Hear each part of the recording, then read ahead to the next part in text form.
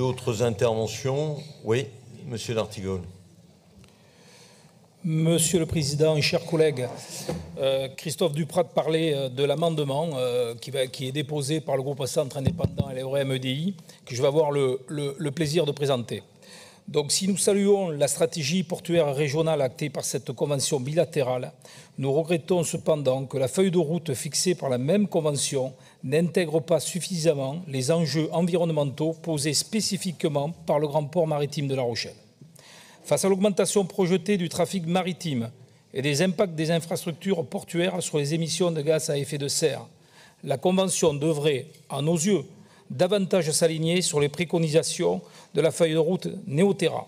Feuille de route rappelant justement que le secteur des transports est le premier secteur consommateur d'énergie et émetteur de gaz à effet de serre.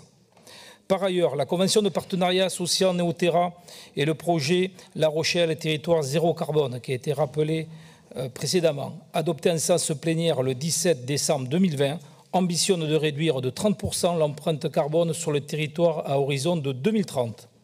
Le grand port maritime de La Rochelle, situé en proximité de l'agglomération rochelaise, a un rôle déterminant à jouer dans la réussite de cet objectif de réduction des émissions carbonées.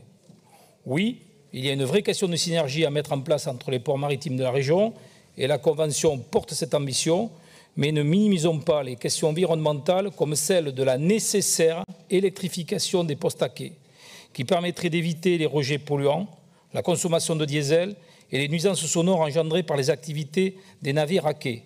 En effet, si les navires stoppent leur moteur de propulsion lors de leurs escales, ils actionnent en revanche leur groupe électrogène qui consomme plusieurs tonnes de diesel par jour pour leurs besoins domestiques, de bord, éclairage, chauffage, ou pour leurs appareils, grues, guindeaux, fonctionnement de panneaux de cale, pompes, etc.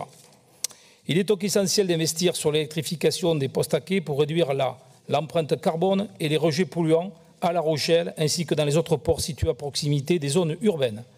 Dès 2014, l'Union maritime de La Rochelle, j'ai l'occasion comme ça de saluer son président de l'époque, Philippe Joussemet, avait produit une préétude dans ce sens en relevant que l'électrification des postes à quai est une technique déjà utilisée par les navires de ligne et dans les chantiers de réparation navale. Par conséquent, l'amendement proposé par l'intergroupe à la délibération est d'inscrire dans la convention bilatérale l'objectif d'électrifier les postes à quai du grand port maritime de La Rochelle, nécessité écologique, en lien avec les autres politiques locales et régionales de La Rochelle, territoire zéro carbone et Néoterra. Les montants financiers pourront être actés par la suite dans une convention de financement, mais le principe, pour nous, doit être acté. Il est donc proposé de rajouter à l'annexe 2 de la délibération la phrase suivante.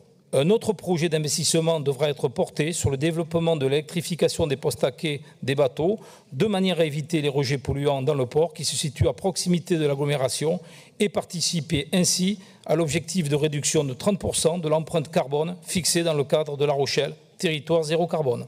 Merci de votre attention.